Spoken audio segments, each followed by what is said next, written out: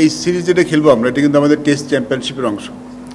অবশ্যই আমাদের এখন পর্যন্ত টেস্ট চ্যাম্পিয়নশিপ যতগুলি খেলেছি, ঠিক গর্ব করে বলতে পারবো না যে আমরা এই বছরটা খুব ভালো খেলেছি। আমাদের প্ল্যান অবশ্যই যে এই টেস্ট সিরিজ যেটা শুরু হলো, চ্যাম্পিয়নশিপ শুরু হলো, এই বছরটাতে আমরা যেন ভালো করতে পারি। ভালো করতে পারা মানে আর ভালো করা মানে আমরা তো এর আগে খুব একটা ভালো করিনি, তার আগে একটু যেন এগোতে পারি, আর নিজেদেরকে একটু উপরের দিকে নিয়ে আসতে পারি, সেটা প্ল্যান নিয়ে এগোচ্ছে। সেটা করার জন্য হয়তো আমরা ডিফারেন্ট ফরম্যাটে ক্রিকেটও খেলতে পারি, কারণ আমরা এক ধরনের ক্রিকেট খেলে আসছি, একটু অ্যাটাকিং ক্রিকেটের দিকেও আমরা যেতে পারি।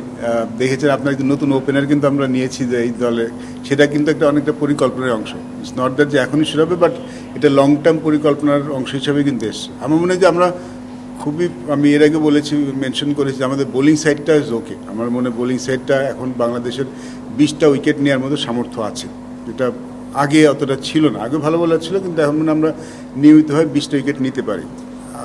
আমার মনে হয় অ্যাবাউট ব্যাটিং, সেখানে যদি আমরা একটু কনসিস্টেন্ট হতে পারি, আমার মনে হয় এবার টেস্ট চ্যাম্পিয়নশিপ বাংলাদেশ ভালো করবে।